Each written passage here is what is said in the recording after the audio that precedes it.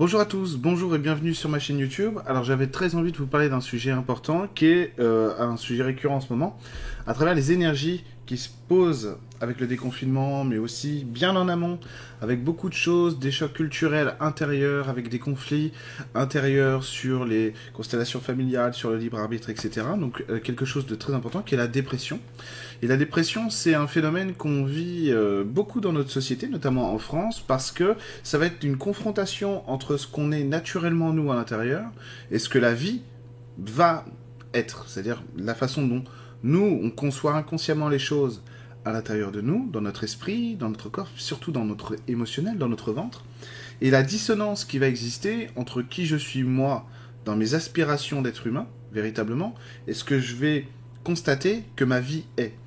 Donc, souvent, quand le décalage est trop grand, quand la dissonance est trop grande entre ce à quoi j'aspire profondément et ce qu'est ma vie, en fait, ça va créer un espace de désespoir, plus ou moins grand, mais on va dire que quand on est en dépression, c'est quand même qu'il est assez grand, un sentiment de désespoir qui fait que la vie n'a pas le goût que je veux qu'elle ait.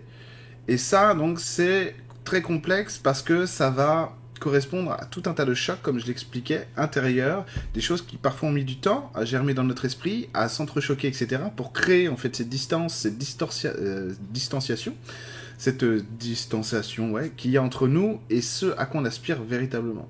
Donc ce choc culturel intérieur, il est très profond, il est vraiment pas à prendre à la légère. Je sais qu'il y a des gens qui, ils peuvent, pas forcément vous d'ailleurs, mais il y a des gens qui peuvent dire oui, je comprends pas trop les gens en dépression, etc. J'ai déjà entendu ça quand j'étais cuisinier dans la cuisine dans laquelle je travaillais. Le chef de cuisine qui disait mais moi je comprends pas les gens qui sont dépressifs, j'arrive pas à comprendre, etc., etc. Peut-être que j'ai souvent pensé à ce mec. Et je me dis, mais lui, il a dû être complètement... Parce que maintenant, avec le recul, je dis, lui, il a dû prendre des chocs aussi. Ouh là là, ça a pas dû lui faire plaisir aussi, sa vie. Toujours, ça c'est certain. Et du coup, si vous voulez, la dépression, elle est pas liée à une faiblesse, au fait qu'on est moins bon que les autres, etc. Au fait que, justement, on a des choses on n'arrive pas à faire, etc. Ça, c'est la société occidentale telle qu'elle est construite aujourd'hui qui fait penser ça. C'est-à-dire qu'il y a les puissants, il y a ceux qui réussissent et il y a ceux qui n'y arrivent pas. Alors ces chocs culturels, ils peuvent commencer aussi à travers la famille, donc avec nos liens familiaux et la manière dont on va se positionner. Nous, on arrive inconsciemment, forcément, enfant, on arrive avec nos aspirations profondes et donc on voit comment le monde familial, celui qui est le plus proche de nous, va nous répondre. Et donc s'il y a évidemment des reproches lancinants, longs dans le temps, qui sont faits, etc., des interdictions, des tabous aussi inconscients, etc., en fait, l'enfant qui se construit à travers ça se sent perdu, se sent frustré, et au lieu de se sentir privilégié pour se sentir aimé et avoir sa force qui lui permette vraiment de se dire « Waouh, mais en fait, je suis quelqu'un de bien, etc. » Enfin bref, je peux me construire en tout cas correctement pour devenir un adulte plus tard qui va correspondre à ce qu'il est profondément et à ce qu'il est extérieurement, et ben ça va casser en fait l'intérieur. Donc ça va entraîner beaucoup de choses, ça va entraîner de la fidélité parfois exagérée, exacerbée, une surestimation du lien affectif, etc. Mais surtout ça va désorganiser notre plexus solaire au niveau de l'émotionnel, et donc les énergies, au lieu de se positionner de manière naturelle, je veux ça, en gros, je vous montre, je veux une énergie jaune, ma vie me donne du jaune, en gros, c'est-à-dire je veux de la tendresse, bon, c'est bon, j'ai de la tendresse, je veux de la solidarité, je reçois de la solidarité, c'est bon, puis moi j'en mets évidemment, hein. C'est-à-dire que vraiment mon émotionnel, c'est le véritable maître à penser de ma vie, parce que c'est lui qui va me donner le baromètre, le thermomètre de qui je suis vraiment, de ce que je cherche à obtenir dans mon existence, et de ce que la vie doit me donner en retour. Parce que j'envoie, je reçois. D'accord? Donc ça va être complètement désorganisé. Ce qui fait qu'après, on perd complètement ses repères. Si on perd ses repères au niveau du plexus solaire, au niveau du ventre, en fait, on n'a plus le goût à rien. On n'a plus le goût aux choses, et donc on ne sait plus trop ce qu'on est. Évidemment, c'est en lien avec l'identité, avec le chakra racine, évidemment le chakra sacré aussi, le deuxième chakra, l'individualité. Tout ça va être lié, mais l'émotionnel, c'est très symptomatique, parce que, en fait, ce genre de comportements familiaux, etc., ce genre de choc culturel entre nous et les autres, et ben, vraiment, ça amenuise notre personnalité, ça l'éteint un peu comme une fleur qui était ravie d'exister, qui se rend compte que on l'aime pas, ou elle a le sentiment qu'on l'aime pas suffisamment, alors elle se recroqueville sur elle-même, elle perd ses parfums, elle perd ses couleurs, elle perd sa force parce qu'elle perd sa personnalité. Donc elle va avoir vraiment du mal à être fière d'elle. Et donc évidemment après tout repasse par l'identité. Alors quand un enfant est construit comme ça, forcément quand il arrive dans la vie sociale, que ce soit à l'école, au collège, au lycée, et un peu plus loin quand il est jeune homme ou jeune femme, ça va, il y a déjà un décalage qui est créé, c'est-à-dire il y a déjà un espace entre nous et les autres, et donc en général, il fait que s'agrandir. Pourquoi ? Parce qu'on perd vraiment nos repères, on perd le sens de ce qui est vrai. En général, on n'a pas confiance en nous, donc en fait, on va essayer de solliciter consciemment ou inconsciemment de l'approbation, de la validation, de la reconnaissance chez les autres. Cette reconnaissance, en général, elle est très compliquée à obtenir. Alors, elle arrive de manière sporadique, encore heureux, parce que sinon ce sera invivable. Elle arrive parfois de manière sporadique, mais grosso modo, c'est assez compliqué quand même à gérer. Et donc, ça crée vraiment cette idée qu'on n'a pas notre place là où on est, et avec les gens avec qui on est. Donc après, il y a une autre solution, du coup, qui est tout à fait naturelle, c'est fuir. On se dit, bah ok, j'ai pas ma place dans mon travail, bah j'arrête, je démissionne, ou je trouve autre chose, etc. J'arrête de fréquenter les gens, bah je suis bien chez moi, tranquille. Donc ça fait des gens repliés sur eux-mêmes, évidemment. Non pas que ce soit, c'est pas du tout un reproche, hein. Ça fait des gens repliés sur eux-mêmes parce qu'ils ne peuvent compter que sur eux. Ils ont le sentiment que, au lieu que le monde ressemble à ce qu'ils aiment, de leur donner ce dont ils ont besoin, ils ont le sentiment, en plus c'est complètement injuste en fait dans l'apparence, dans la manière dont tout ça se déroule.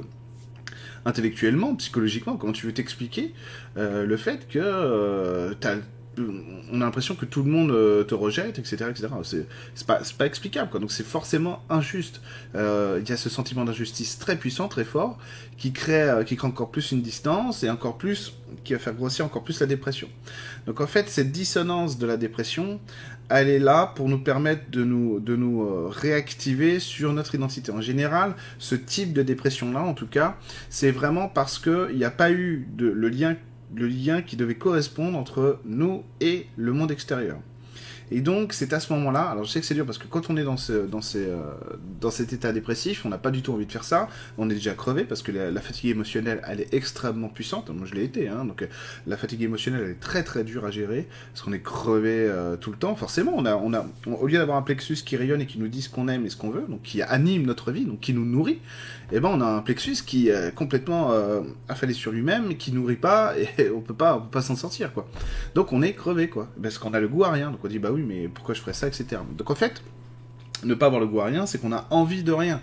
On sait plus de quoi on a besoin, on sait plus de quoi on a envie, c'est normal, il y a de la confusion qui a été créée avec tous ces chocs culturels intérieurs-extérieurs qui nous ont fait douter de nous et qui nous ont pas permis de reprendre confiance en nous pour occuper notre espace de vie comme on en avait envie. Et alors souvent, c'est parce qu'on ne sait pas qu'on a le droit de faire ce qu'on veut.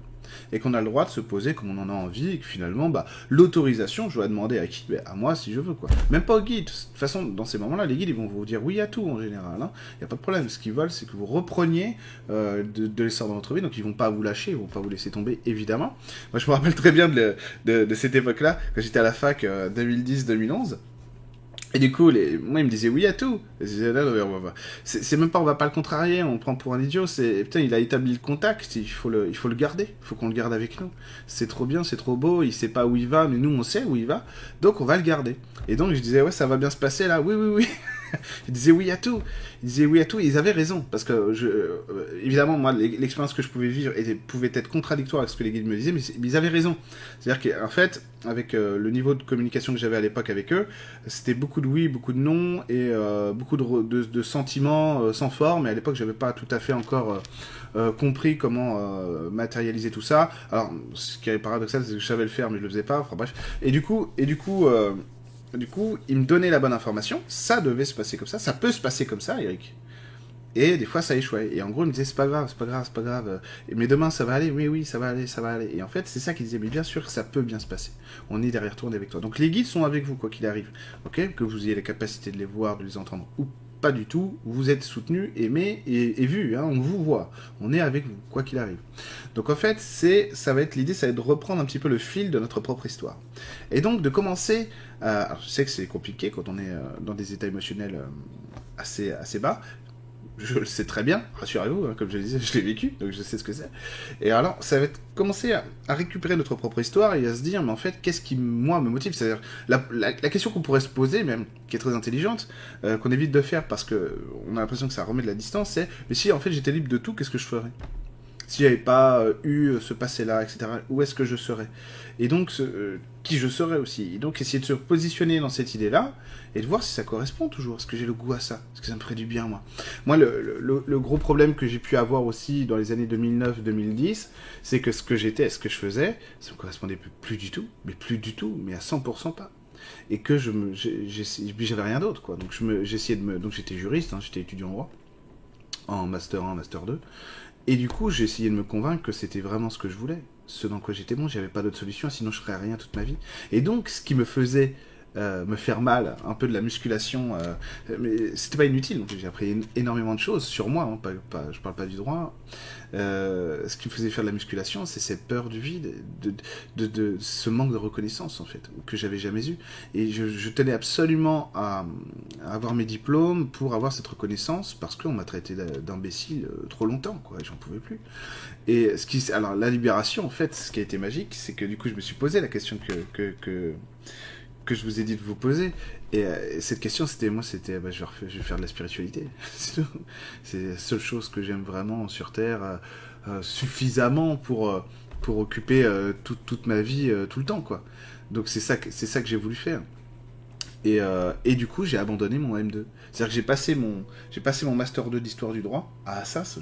J'ai passé 4 ans de ma vie à essayer d'intégrer cette université, parce que c'était le meilleur cursus d'Histoire du droit. Et donc j'ai passé tous mes examens, je les ai tous eus. J'ai tous eu, je sais plus, je devais avoir entre 13 et 14 de moyenne générale, ce qui a l'air bien, mais en fait, pour quelqu'un qui était vraiment bon spécialiste de la matière, c'est pas bien. C'était pas très bon, mais j'étais complètement à la ramasse, quoi. J'étais complètement dépressif. Et puis je ratais les cours tout le temps, quoi. Et du coup, j'ai pas fait mon mémoire. Et là, j'ai décidé d'abandonner. Donc j'ai envoyé une lettre à mon directeur de recherche pour lui dire j'arrête, et ça a été libérateur. Ça a été libérateur parce que j'étais dans quelque chose qui me détruisait. Et ce dans quoi je me détruisais, c'était pas le droit, c'était pas mes études, c'était pas ça. C'était le besoin de réussir pour montrer aux autres que vous avez vu, je suis pas l'imbécile, je suis pas le gros nul que vous pensez que je suis. Non, je suis meilleur que ça. Et donc j'ai décidé d'aller trouver ça en moi. Ça n'a pas été facile, ça a été des décisions à prendre, etc. Mais en tout cas, ça m'a permis de voir que la reconnaissance et l'amour, ça doit passer par nous. C'est nous qui devons nous le donner. Et donc, cette histoire, c'est... Pourquoi est-ce que je vous raconte ça? C'est pour que vous permettiez, vous, de vous dire, j'ai pas besoin que maman, en fait, me voie comme je suis. J'ai pas besoin que papa me voie comme je suis. Mon conjoint, s'il me voit pas comme je suis, au revoir. Au revoir. Ma conjointe, pareil. Ok? Au revoir. Je passe à autre chose. Et cette peur du vide, en fait, remplacez-la par quelque chose qui vous stimule vraiment, qui vous rappelle qui vous êtes. Et quelque chose de très important, c'est qu'il ne faut jamais hésiter à avoir une pensée noble sur qui on est. Je vais pas éteindre Facebook, j'ai oublié, désolé.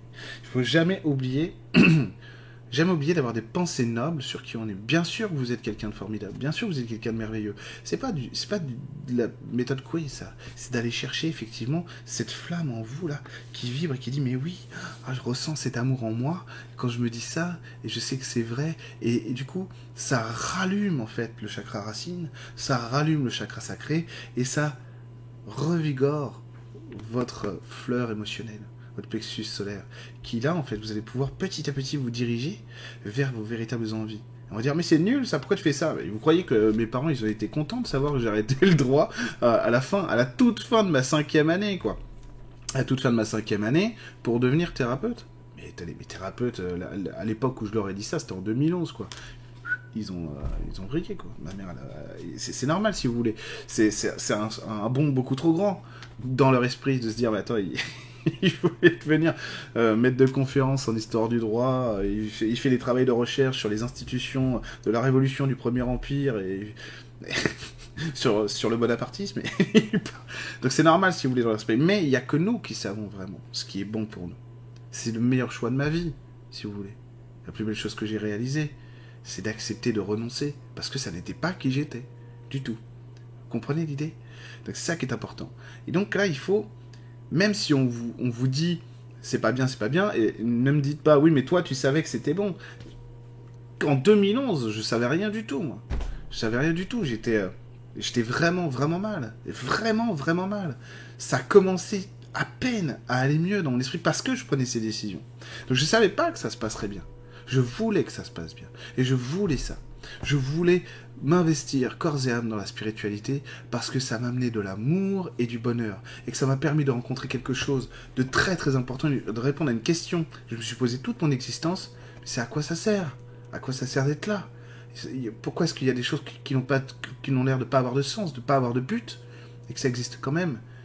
Et quand j'ai vu que la spiritualité non seulement répondait à toutes ces questions-là, mais en plus rajoutait le bonheur, l'amour, l'épanouissement. Alors, attendez, mon sang n'a fait qu'un tour. Non mais forcément c'était naturel pour moi, parce que je suis naturellement fait pour ça, parce que je n'aime que ça, que ce rapport-là à la vie. Il y a que ça qui est important pour moi. Et donc, si vous voulez... Mais c'était pas évident à l'époque. C'était dur à faire comme choix. Très dur. D'envoyer la lettre. D'ailleurs, j'ai tout fait pour ne pas l'envoyer. Hein. Je l'oubliais, je la perdais. J'ai un copain qui l'a ramassée par terre, qui allait la poster lui-même. Hein. Ma lettre à mon directeur de recherche, comme quoi j'arrêtais. C'est lui qui allait la poster. Il a dit non, tu fais trop d'actes manqués, je vais la poster pour toi. Donc, si vous voulez, il y a eu tout ça. Il y a eu tout ça qui s'est fait. Et après, l'histoire, c'est vraiment de se dire... Je m'autorise à penser comme moi-même et comme j'en ai besoin. Et si ça rentre en opposition avec le monde extérieur, tant pis. Tant pis, j'assume qu'il y ait cette opposition. Voilà. Parce que votre bonheur, il ne peut pas s'échanger contre la reconnaissance de l'autre. Votre bonheur, il doit à tout prix venir de vous. Comment dire? C'est pas une monnaie d'échange. On ne peut pas échanger l'amour de l'autre, l'attention de l'autre contre notre véritable épanouissement. Et là, en plus, le pire, c'est que vous éteignez cette incohérence de la dépression, des causes de la dépression, vous éteignez cette dissonance, et petit à petit, vous vous ramenez des éléments naturels dans votre existence. Le conjoint, la conjointe, le travail, les gens, les amis, les voyages, etc. Tout ça vous correspond après. Vous n'avez plus à chercher, à courir. Donc la dépression, c'est quelque chose d'extrêmement grave, qu'il ne faut jamais prendre à la légère, c'est très important. Mais on peut en revenir. Hein. On peut en revenir. La spiritualité, ça a été mon moteur. Si vous, c'est le sport ou les câlins avec votre conjoint, il n'y a pas de problème. Hein. Ce qui compte, c'est que vous fassiez ce que vous aimez. Donc voilà. Voilà, j'espère que cette vidéo vous aura plu. C'est un vaste sujet, hein. On pourrait revenir, on pourrait faire la dépression 2, 3, 4, 5, parce que tellement il y a de choses à dire. J'espère que cette vidéo vous aura plu. Je vous dis à bientôt sur ma chaîne YouTube, et puis profitez bien du soleil. Ça, c'est important, et de la nature. Voilà, elle est très belle en ce moment. Allez, au revoir.